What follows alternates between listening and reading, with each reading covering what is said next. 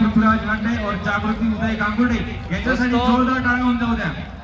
ये दोनों लड़कियां नासिक से आई है भाई, हर साल तीसरा साल है इनका ये, और ये भी बच्ची है।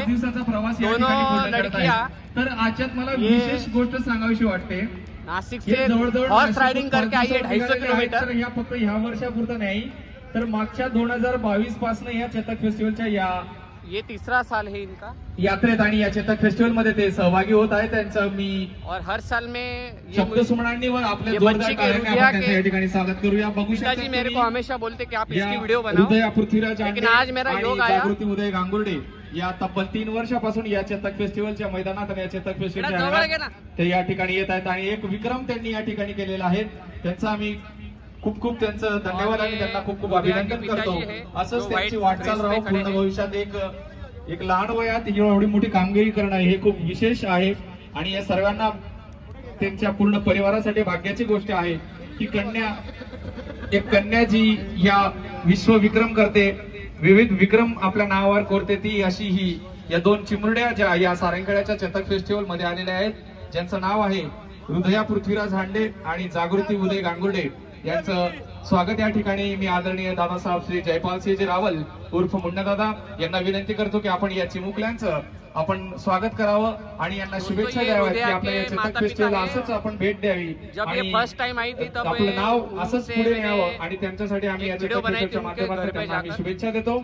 आज नाशिकवरून ते या सारंगखेडा ठिकाणी आलेले आहेत, 250 किलोमीटर 5 दिवसांचा प्रवास पूर्ण करून या ठिकाणी आलेले आहेत। आपण बसमध्ये 3 तासाचा प्रवास 2 तासाचा प्रवास करताना आपले पाठ दुखते, आपलं अंग दुखतं, आपले शरीर आपल्याला नाही म्हणायला लागतं, परंतु या मुलींनी एक विक्रम केलेला आहे। 3 वर्षापासून सलग 3 वर्षापासून या सारंगखेड्याच्या चेतक फेस्टिवल मध्ये घोड्यावर बसून या ठिकाणी येत असतात आणि हा विक्रम त्यांच्या नावावर ते नोंदवत असतात।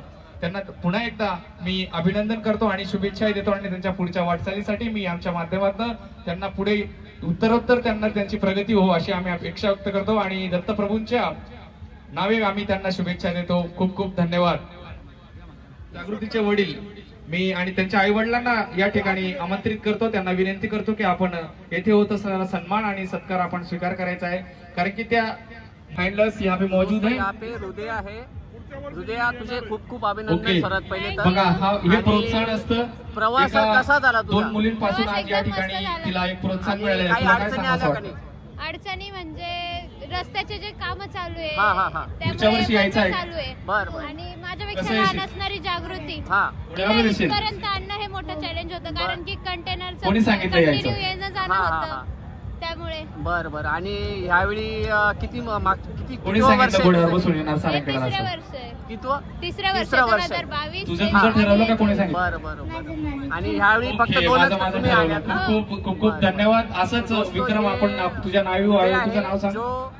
इससे पहले भी इनकी वीडियो में स्वामीनी हृदयाने आणि जागृतीने जागृती केली आणि हृदयाचं स्थान मिळवलं आणि आज स्वामिनीने आता ठरवलंय की मी सुद्धा नाशिकहून सारंगखेड्याला घोड्यावर बसवणार। तुला पुन्हा एकदा शुभेच्छा व पुढील वाटचालीस हार्दिक शुभेच्छा। खूप खूप धन्यवाद आदरणीय दादासाहेब। सर्व मान्यवरांचे या ठिकाणी आभार व्यक्त करतो आणि तुमचं देखील हृदयाच्या वडिलांचा आणि जागृती तुला काय काय अनुभव आले एवढं 3-4 दिवसात? कसं वाटलं तुला येताना? काही अडचणी आल्यात का?